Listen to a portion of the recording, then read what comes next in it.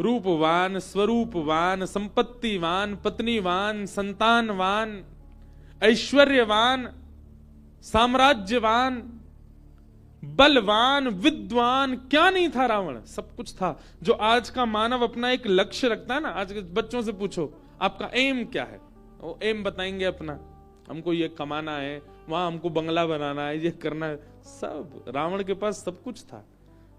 आप तो फिर भी एक एम रखते हो। आपके पूरे विश्व के मानवों के जितने एम होते हैं वो सब रावण के पास थे, पर राम नहीं थे। शरीरम स्वरूपम तथा वा कलत्वम रतश्चारु रुचिरम धनम मेरुतुल्यम मनश्रेण लग्नम रामचरणारविंदम ततः किम ततः किम ततः किम ततः किम।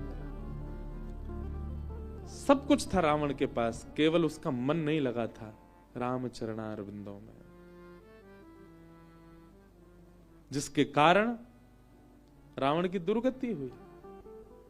इसलिए भैया हमारी एक बात मानिए, अगर आप कथा सुनते हैं, आप कंठी पहनते हैं, आप तिलक लगाते हैं, आप किंचित भी किसी भगवत प्रीति में हैं, भगवत मार्ग में हैं, भक्ति पथ पर हैं, कल को कोई पूछे कि आपका एम क्या है, आप उपलब्धि क्या चाहते हो, सब बताओ, पर सबके संग यह जोड़ के रखो, श्री कृष्ण प्राप्ति, राम चरणारविंदों की प्राप्ति, कृष्ण चरणारविंदों की प्राप्ति।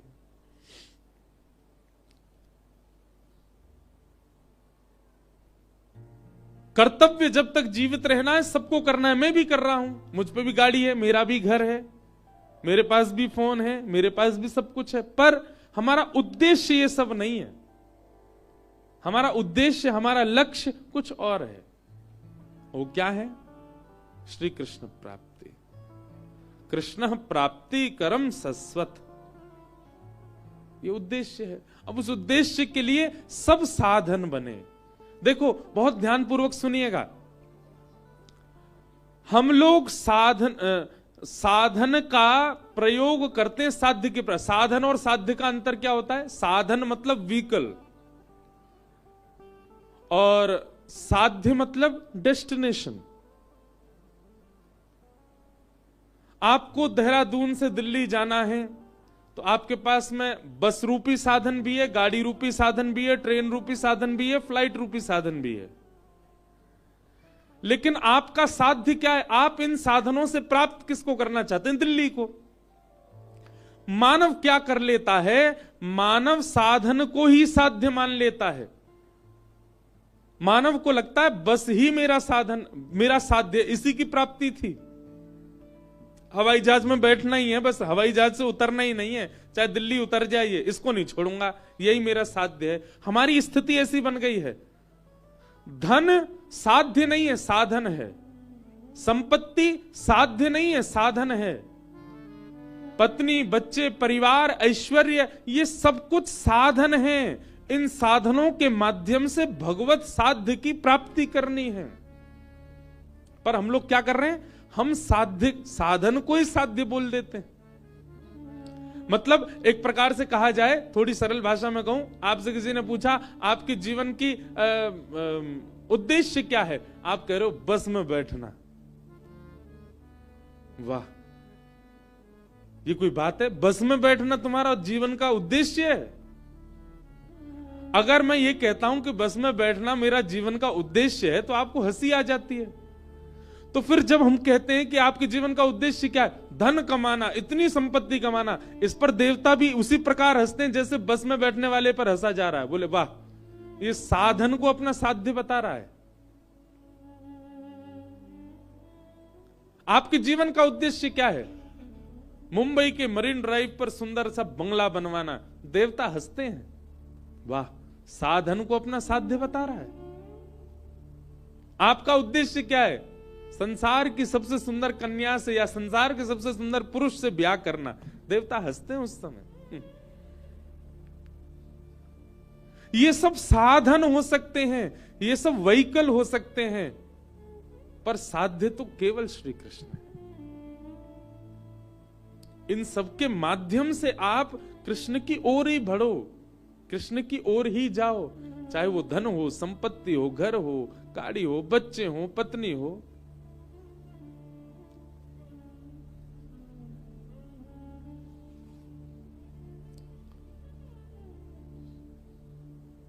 भागवत जी का विश्राम क्या है? हरिम परम, परम हरि की चरणार बिंदों की प्राप्ति। और उस प्राप्ति के लिए जो कुछ भी आप कर सको वो करो। धन कमा सको कमाओ, लेकिन उसके पीछे उद्देश्य क्या होना चाहिए? श्री राधारमण की प्राप्ति।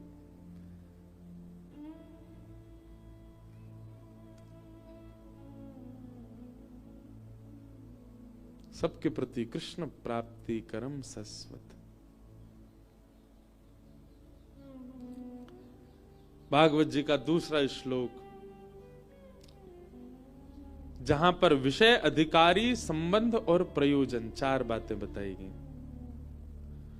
धर्म प्रोजित कैतवोत्र परमो निर्मत्सराणां सतां वैद्यं वास्तवमत्र वस्तु शिवदं तापत्रयोन्मूलनम्। श्रीमद्भागवते महामुनिकृते किं वा परैरीश्वरः सद्यो हृद्यवरुध्यते त्रिकृतभिः शुश्रूषुभिस्तत्क्षणात्। धर्म प्रौजित कैतवोत्र परमो। भागवत जी का विषय क्या है? सबसे पहली बात, हमारे चित्त में परम धर्म का प्रादुर्भाव करना। परम धर्म किसे कहते हैं? जो मैं अभी बता रहा था, उसी स्थिति में आ जाना ही परम धर्म है। अपने संसार का निर्वहन करना ये धर्म है, पर स्वयं को भगवत प्राप्ति के मार्ग पर लगा देना ये परम धर्म है। ये परम धर्म है। बंधुओं, अभी पता है क्या हो गया है? थोड़ा ध्यान पूर्वक सुनिएगा बात को। ये वैराग्य की भूमि है ना, तो हो सकता है वैराग्य तत्व ज्यादा निकले मुख से, और वैराग्य स्वरूपा श्री गंगा जी बह रही है, उन्हीं की हवा आ रही है, उन्हीं का अन्न जल पा रहे हैं, तो हो सकता है वैराग्य तत्व पर प्रवचन ज्यादा हो, पर आप लोग बहुत गंभीरता से सुनिएगा। कभी कभी देखने में लगता है कि हमने ठाकुर जी को ही साधन बना लिया है। यहां नीलकंठ महादेव हैं, थोड़ा ऊपर जाकर के श्रावण के महीने में लोग पैदल जाते हैं। श्रावण में मेरी कथा हुई थी, 4 दिन की अकिंचन हुई थी, थोड़ी आगे ही, तो लोग बाग पैदल जा रहे थे। एक दिन मेरे मन में पता नहीं क्या, मैं ऐसे घूम रहा था, तो एक से मैंने पूछा, मैंने कहा आप पैदल क्यों जा रहे हो नीलकंठ तक? उसने उसके पीछे एक साधन बताया, एक साध्य बताया कि मैं नीलकंठ तक पैदल इसलिए जा रहा हूं, इसके बदले इतने वर्ष हो गए हमारी संतान नहीं हुई है, संतान प्राप्ति हो इसलिए। तो थोड़ी देर के लिए मेरा बुद्धि का भाव शून्य सा हो गया कि लोगों ने ठाकुर जी को भी साधन बना लिया है संसार के साध्य वस्तु की प्राप्ति के लिए। यही हिमालय पर थोड़ा इधर अल्मोड़ा की तरफ जाएंगे तो एक स्थान पड़ता है जागेश्वर। 3 स्थान है, जागेश्वर, मुक्तेश्वर, बागेश्वर। 3 महादेव के मंदिर हैं कमाऊ क्षेत्र में। हिमालय में खूब घूमा हूं मैं, इसलिए मुझे कई स्थान पता है यहाँ के। तो जागेश्वर बिल्कुल नीचे हैं, और मुक्तेश्वर बिल्कुल ऊपर हैं, और बागेश्वर बिल्कुल बीच में है। मतलब आप अगर जागेश्वर जाएंगे तो आपको पहाड़ों से नीचे उतरना पड़ेगा और नीचे जाना पड़ेगा। मतलब पहाड़ भी, और एक विचित्र ही है, वो नीचे ही जाना पड़ता है उसमें, वहां जाकर के जागनाथ। मुक्तेश्वर जाएंगे तो बिल्कुल पहाड़ के ऊपर, और बागेश्वर बिल्कुल बीच में, जैसे ऋषिकेश है ऐसे। थल, जल और वायु तीनों में।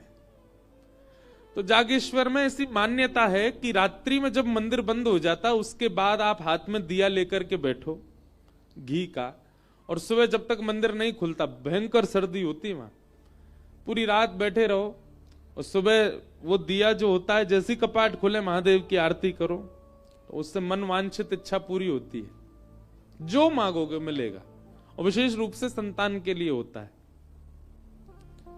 तो मैं जब जागेश्वर गया पहली बार, वहां ज्यादा भीड़ नहीं होती, बहुत कम लोग होते हैं, और वहां होटल और ये सब भी नहीं है। और इससे भी बढ़िया बात थी कि वहां पर कहीं बाहर चले जाओ प्याज और लहसुन बनता ही नहीं है पूरे जागेश्वर में। तो वहां होटल वगैरह भी नहीं थे, घरों में ही ऊपर के फ्लोरों पे लोगों ने घर में व्यवस्था है ऐसा। अब बन गया हो तो बात अलग है, कोविड टाइम की बात है, अब तो और बढ़िया हो गया होगा। तो घरों में ही रुके थे। तो रात्रि में जब मैं देख रहा था तो इतने सारे लोग बैठे थे हाथ में दिया लेके, और सब महादेव के शरण में बैठे। मैंने पूछा, मैंने क्या कर रहे हैं? बोले पूरी रात बैठे रहेंगे, सुबह मंगला में फिर वही दीपक अर्पित कर देंगे महादेव को। इसमें से अधिकतर वो होंगे जो संतान की कामना से हैं, कई लोग अपने व्यापार की वृद्धि की कामना से होंगे, कई लोग जीवन के कई और, मतलब महादेव जो कि साध्य हैं उनको भी व्यक्ति ने साधन बना लिया अपनी किसी साध्य की प्राप्ति के लिए। और वो साध्य क्या है? संसार की वस्तु। जो संसार की वस्तु कभी ना कभी कष्ट, और कभी ना कभी कष्ट कभी ना कभी नहीं देती है, देती ही है। संसार की यदि कोई वस्तु है, आप उससे प्रसन्न हमेशा रह ही नहीं सकते। किसी को भी उठा लीजिए, चाहे वो भोज्य वस्तु हो, भोग्य वस्तु हो, हर वस्तु आपको एक दिन कष्ट देती है। आप 2 लाख रुपए का फोन ले आइए, क्या उससे कष्ट नहीं होगा? कभी ना कभी उससे भी पीड़ित तो हो ही जाओगे। कितनी भी बहुमूल्य वस्तु ले आइए, उससे भी आपको कभी ना कभी पीड़ा, वह भी आपको अप्रिय लगने लगेगी। और हम अप्रिय वस्तुओं को, संसार की उन वस्तुओं को ठाकुर जी को साधन बना करके मांग रहे हैं। कितने बड़े दुर्भाग्य की बात है। कितने मनोकामना पूर्ण देवी मैया, मनोकामना पूर्ण हनुमान जी महाराज और महादेव के मंदिर हैं, वहां पे मनोकामना मांगने वालों की लिस्ट है, वो सब देवताओं का सहारा लेकर के संसार मांग रहे हैं। मुझे तो नहीं लगता कि वो देव सहायता करते होंगे या आपको संसार और मिले, उनके गण आदि ही कृपा कर देते होंगे आपके ऊपर।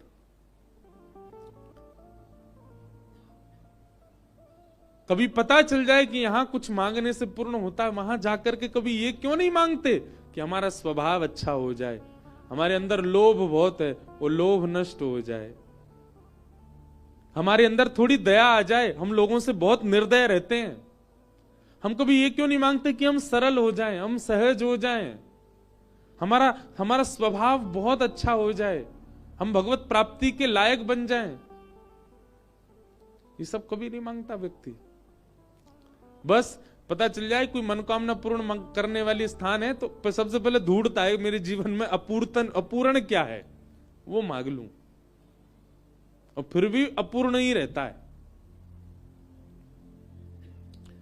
कोई तन दुखी, कोई मन दुखी, कोई धन बिन रहत उदास, थोड़े थोड़े सब दुखी, सुखी राम के दास। सब दुखी हैं संसार में, केवल भगवत प्रेम करने वाला ही प्रसन्न है।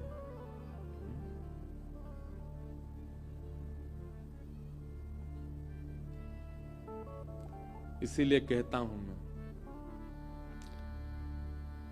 हरि का भजन करो, हरि है हमारा, हरि का भजन करो, हरि है हमारा। करताल बजा के गाओ। हरि का भजन करो, हरि है हमारा, हरि का भजन करो, हरि है हमारा। हरि नाम लेने वाला,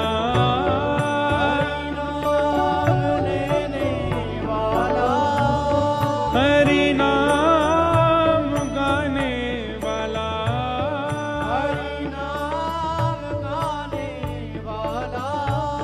हरि का है प्यारा, हरि का भजन करो, हरि है हमारा, हरि का भजन करो, हरि है हमारा। श्री राधा रमण लाल की।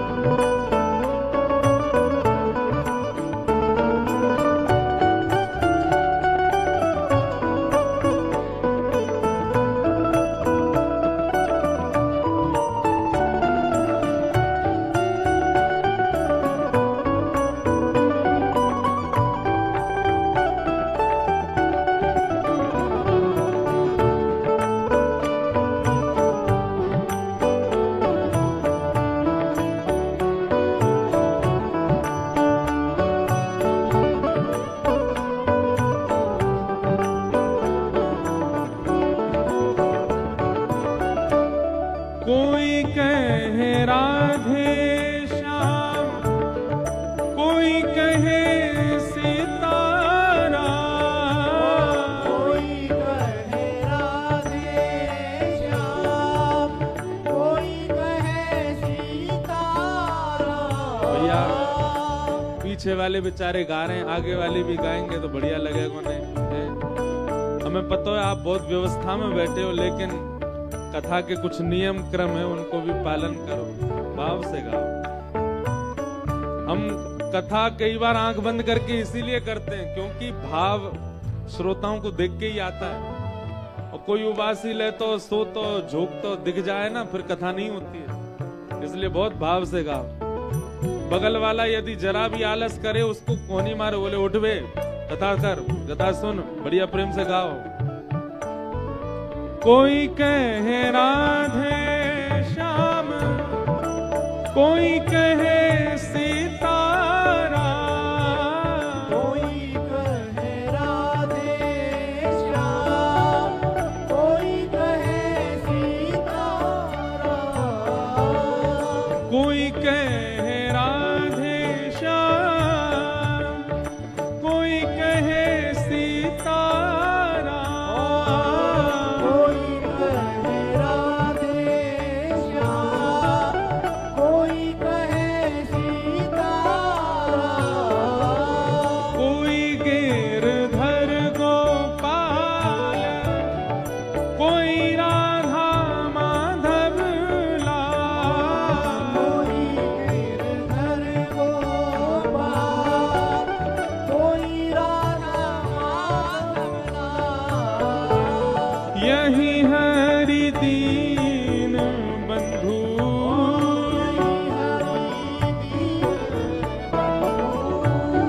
यही हरि करुणा सिंधु, यही हरि करुणा सिंधु। नमो बारंबार,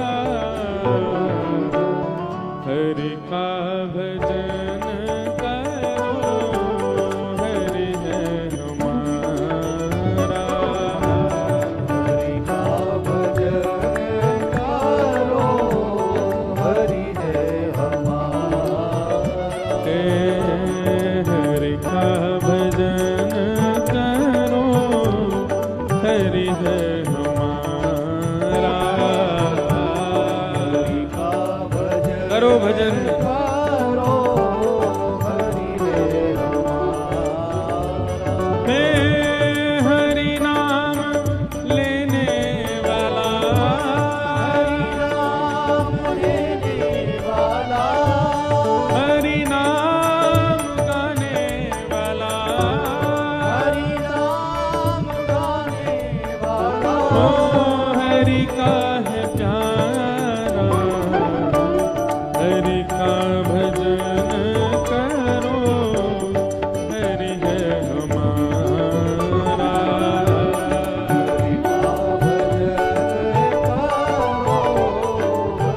श्री वृंदावन बिहारी लाल की।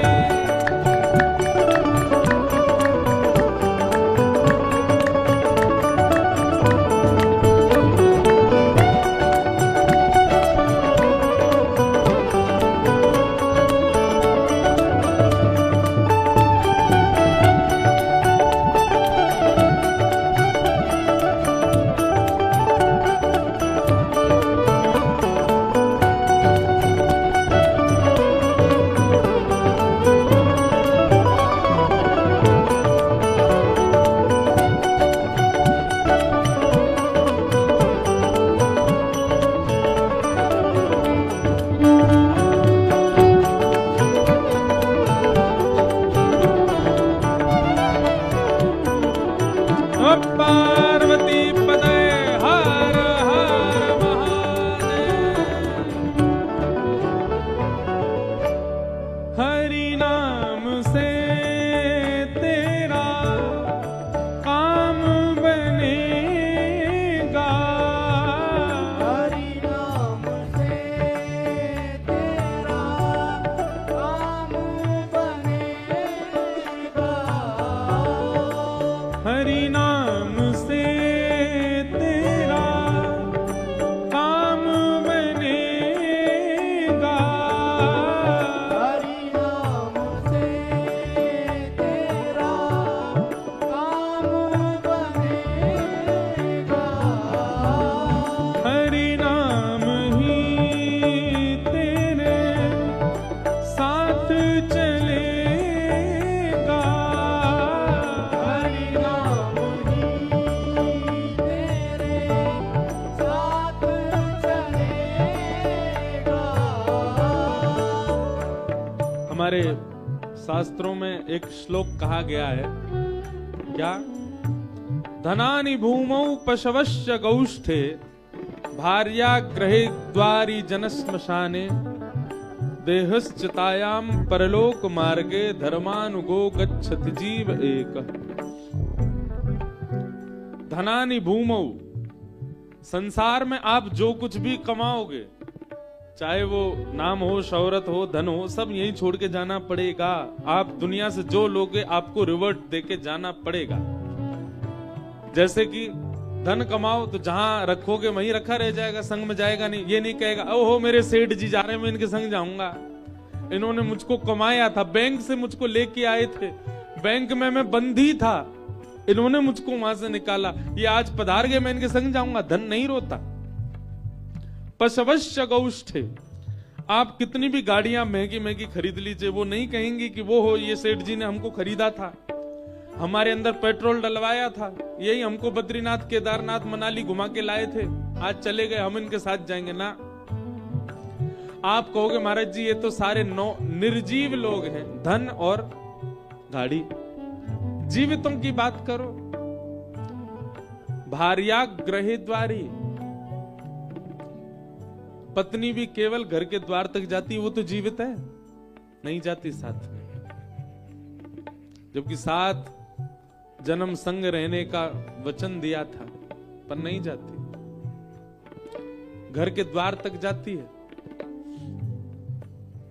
और कहीं गलती से यमराज से आपने कह दिया मेरी पत्नी बहुत रो रही है, एक दिन के लिए मुझे वापस भेज दो, यमराज जी कहेंगे चला जा। आप एक दिन के लिए अगर वापस आ गए और कहीं से पत्नी को दिख गए, भाग के जाएगी, घर वालों को सब बताएगी, बोले प्रेत डोल्ला उनका, पंडित जी को बुलवाओ घर में, कुछ अनुष्ठान आदि कराओ, अभी मुक्ति नहीं हुई है। अरे आप जाके कहोगे अरे प्रिय मैं तुझसे मिलने यमराज से समय लेकर के आया हूं, कहीं बेहोश नहीं हो जाए सुन करके। संसार का ये प्रेम है। भार्या गृहे द्वारी जनश्मशाने,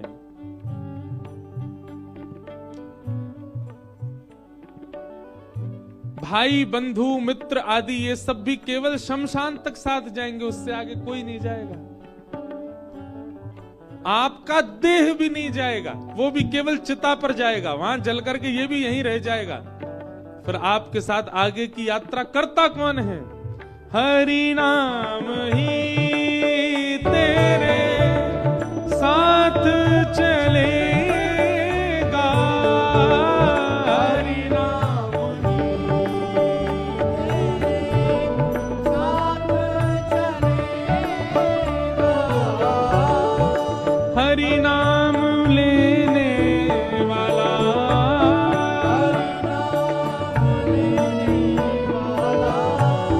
हरि नाम गाने वाला,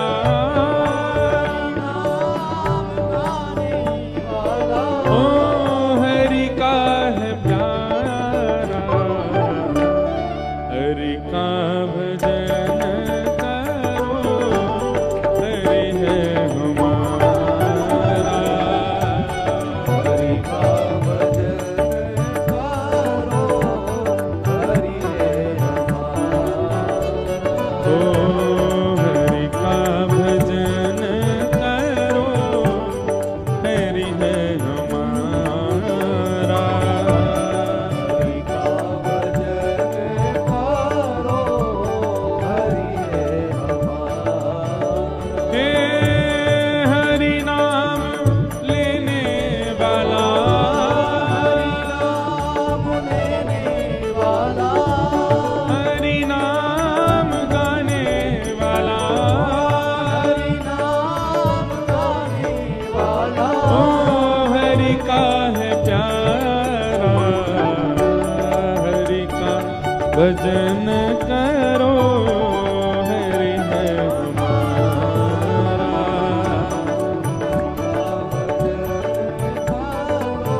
गाओ भाव से, हे हरि का भजन करो, हरि है हमारा।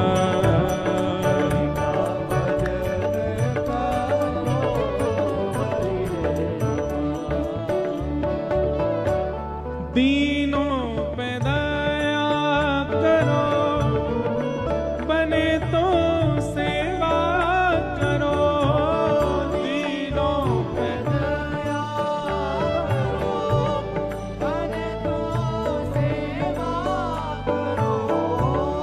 दीनों पे दया करो, बने तो सेवा करो, दीनों पे दया करो, बने तो सेवा करो। मोह सब दूर करो, प्रेम हरि से करो, मोह सब दूर करो, प्रेम हरि से करो। यही भक्ति यही योग, भक्ति यही योग, यही भक्ति यही योग,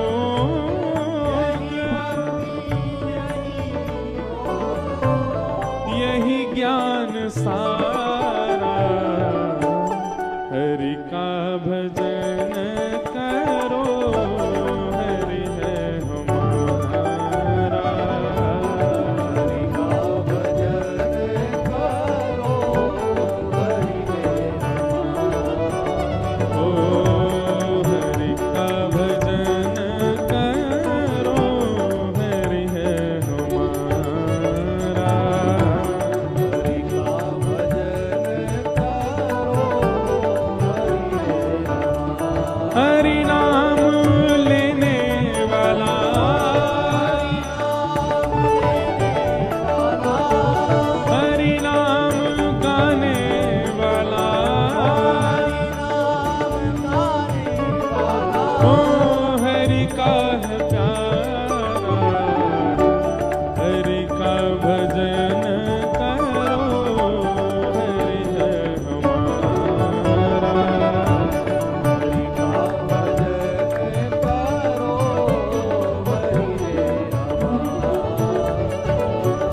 भैया तेरे पांव परूं एक बार हरि बोल। अरे भैया तेरे पांव परूं एक बार हरि बोल। ए मैया तेरे पांव परूं एक बार हरि बोल। देखो महाप्रभु श्री चैतन्य महाप्रभु जिस गांव नगर में जाते हैं ना, वहां यही कहते, मैया तेरे पांव परूं। बोले काय को? बोले एक बार हरि बोल बोल दो बस। लोग बाग कहते, बोले हम बोल देंगे हरि बोल, इसका फल हमको। एक बार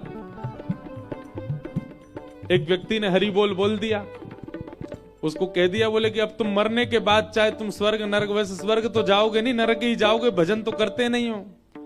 बस नरक जाके यमराज जी से कह देना कि हमने अपने पूरे जीवन में 90 साल 80 साल 100 साल जितने जिए, हमने एक बार हरि बोल बोला है, उसका फल क्या मिलेगा।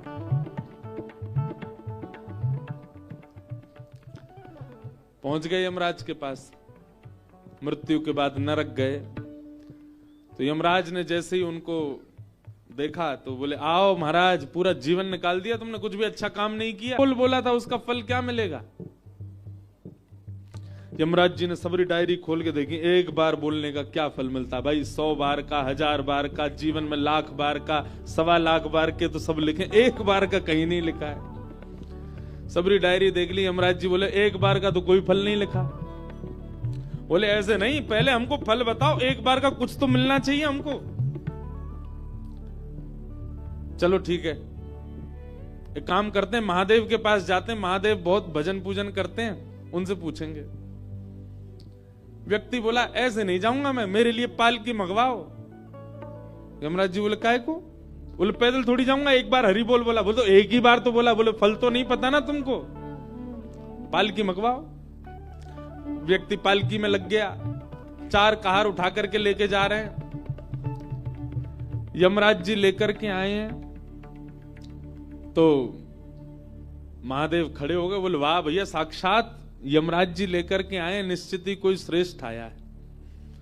आइए यमराज जी, किसको लेके आए हो भैया पालकी में बैठा के? बोले महाराज, 1,25,00,000 नाम जप करने वाले, 1.25 करोड़ नाम जप करने वाले, 100 करोड़ नाम जप करने वालों को तो हमने देखा, पर ये अद्भुत है। बोले क्या? इसने एक ही बार नाम बोला है पूरे जीवन में, हरि बोल एक बार बोला है, वो भी गलती से। उसका फल पूछ रहे हैं, हमको तो पता नहीं था, तो हम आपके पास लाए, तो बोला नहीं पालकी में चलूंगा, इसलिए पालकी में आया है। महादेव बोले वाह, लेकिन भैया एक बार बोलने का तो हमको भी नहीं पता फल क्या होता है, तो क्या करें? बोले ब्रह्मा जी के पास चलो। महादेव और यमराज जी लेकर के ब्रह्मा जी तो नाचने लगे, आहा हमारा ब्रह्मलोक पवित्र हो गया, साक्षात यम और शिव जिसको लेकर के आए वो भी पालकी में।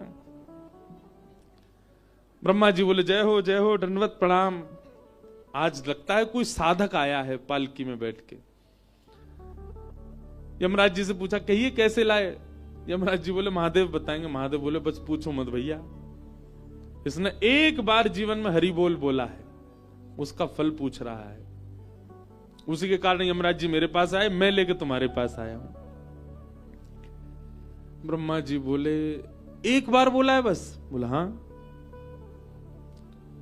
बोले भैया देखो एक बात बताएं, नाम जापक हम देवताओं में नारद जी हैं, उनके पास चलते हैं, उनको पता होगा, पूरे दिन नारायण नारायण करते रहते हैं। महादेव बोले तुम भी लग जाओ, संग चलो हमारे। अब तो ब्रह्मा जी, महादेव, यमराज जी तीनों लेकर के गए नारद जी के पास। नारद जी तो महाराज लोटा में जल लेके आए, बोले पाद प्रक्षालन करूंगा। कौन है भैया ये? सब लेके आए इसको, निश्चित ही कोई परम वैष्णव आया है। सब बोले भैया इसने एक बार हरि बोल बोला। नारद जी बस एक बार? बोले केवल एक बार। कितना जीवन जिया इसने? बोले 85 साल का होके आया है, और जन्म से 85 वर्ष में एक बार हरि बोल बोला बस इसने।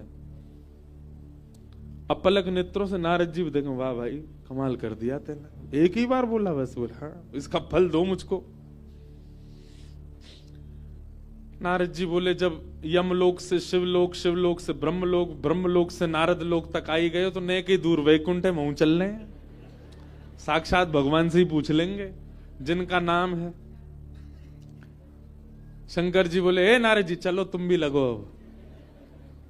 नारद जी, शंकर जी, ब्रह्मा जी, यम जी सब लेकर के उसको जैसे ही वैकुंठ लोक में पहुंचे, आहा, शंख चक्र गदा पद्मधारी श्रीमन नारायण भगवान और लक्ष्मी पुष्प वर्षा करने लगे। आइए आइए आइए, स्वागत है। निश्चित ही कोई परम वैष्णव आया है जो चार लोक के देवता उसको लेकर के हमारे यहाँ आए, पालकी में बैठा के। चारों ने जाके कहा भगवान बिना पैसा का नौकर बना लिया इसने हमको, इसने केवल एक बार हरि बोल बोला, उसका फल पूछ रहा है। लक्ष्मी जी जोर से मुस्कुरा करके बोली आपको अब भी नहीं समझ आया? बोले क्या?